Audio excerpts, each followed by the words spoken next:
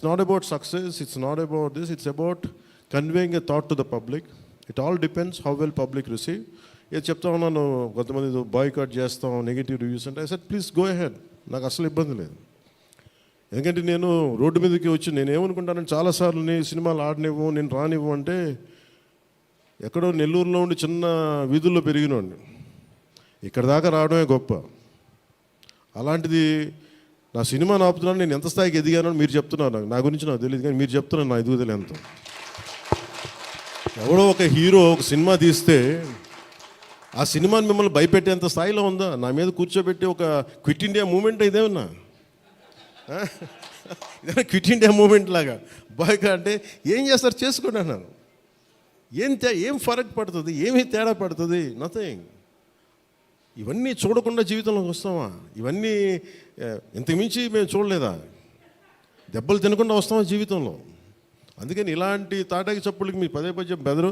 ముఖ్యంగా నా అభిమానులకి మీకు చెప్తున్నా, ఈ మాధ్యమాల ద్వారా, ప్రసార మాధ్యమాల ద్వారా, ఈ మీడియా మిగతా మీడియా సామాజిక మాధ్యమాల ద్వారా ఈరోజు నేను ఇంత బలంగా ఉన్నానంటే మీరు ఇచ్చిన బలమే నాకు. నేను ఎంత ఎదిగానో నాకు తెలియదు, నేను ఏం చేశానో నాకు తెలియదు, కానీ నాకు ఒకటే తెలుసు, ధైర్యంగా ఉండడమే తెలుసు. నాకు డిప్రెషన్ ఉండదు. ఎందుకంటే నేను డిప్రెషన్ అనేది ఎందుకు ఉండదంటే, నాకు బతకడం చాలా అద్భుతమైన విషయం అనిపిస్తుంది, మోర్ దెన్ సక్సెస్. అందుకే నాకు ఇప్పుడు డిప్రెషన్ ఉండదు. ఇంట్లో కూడా చాలాసార్లు కూర్చొని నా కొడుకు కూడా చాలా డిప్రెషన్గా ఉంటే వాడికి ఏం చెప్తాను, రోజు అన్నం మానేరంట. ఎందుకంటే డిప్రెషన్ ఈజ్ ఆల్ క్రియేటెడ్. అలాగే ఇప్పుడు సడన్గా ఆయన ఎందుకు చెప్తున్నాను, ఎందుకు రెలవెంట్గా చెప్తున్నానంటే, సార్ మన సినిమా గురించి నెగిటివ్గా మాట్లాడుతున్నట్టే. అదే నెగిటివ్గా మాట్లాడుతున్నట్టే మనం బలంగా ఉన్నామని అర్థం. మనం బలంగా ఉండబట్టే మన మీద నెగిటివిటీ ఉంటుంది. అలాగే ఔరంగజేబ్ని మాట్లాడగానే చాలామందికి బాధలు కోపాలు వచ్చింది, రానివ్వండి. సో మీరు ఒక మొఘల్స్ గొప్పతనం చెప్పినప్పుడు మొఘల్స్ చేసిన అన్యాయాలు అక్రమాలు కూడా చెప్పాలి కదా. That is got balance. That's what I believe in secularism. That's what it is called balance. అంతేగా నేను కన్వీనియంట్గా కూర్చొని Aurangzeb the great, Mughals the great అన్నప్పుడు okay, Mughals also levied jizya, అది కూడా చెప్పండి. Then let me decide who is great or not. ఇలాంటివన్నీ నాకు ఐ ఫెల్ట్ సినిమా ఈజ్. అందుకని ఒకసారి ఈ సినిమా చేసిన biggest help, more than the success, more than the collections, more than the records, more than premiere shows. ఒక premiere shows ఏదో చెప్తా ఉన్నారు నిన్న, ఫ్యూ థౌజండ్స్, నాకు పెద్ద కౌంట్ తెలియదు, కానీ దాదాపు 30 crores, around 30 crores it collected yesterday అని చెప్తాను. Only you keeping track of all this?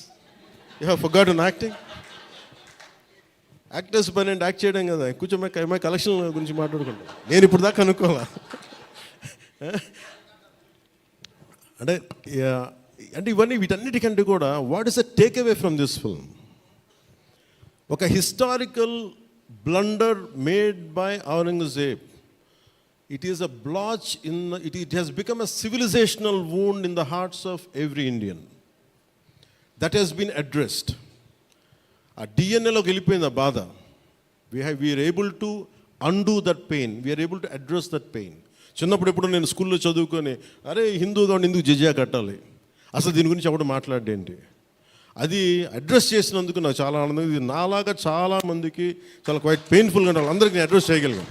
That is the biggest achievement. ఒకసారి సినిమా చేసినప్పుడు అందరు కలెక్షన్ల దగ్గర ఆగిపోతారు, లేదంటే అందరు రికార్డుల దగ్గర ఆగిపోతారు. నేను ఎప్పుడు అక్కడ ఆగలా. What is the take away from this film? ఎప్పుడో నేను ఎంటర్ ద డ్రాగన్ చూసినప్పుడు, అరే బ్రూస్లీ భలే చేశాడు అనుకోలేదు. బ్రూస్లీగా మనం ఎలా చేయాలి, ఏం చేయాలి, బ్రూస్లీ గురించి అదే. అలాగే ఒక పొద్దున కూడా ఏదో ఎవరికి ఇంటర్వ్యూస్లో చెప్పాను, పర్లేదు వాళ్ళకి ఇది షేర్ చేసుకోవచ్చు. అంటే what a film does to people. It's the greatest story telling medium.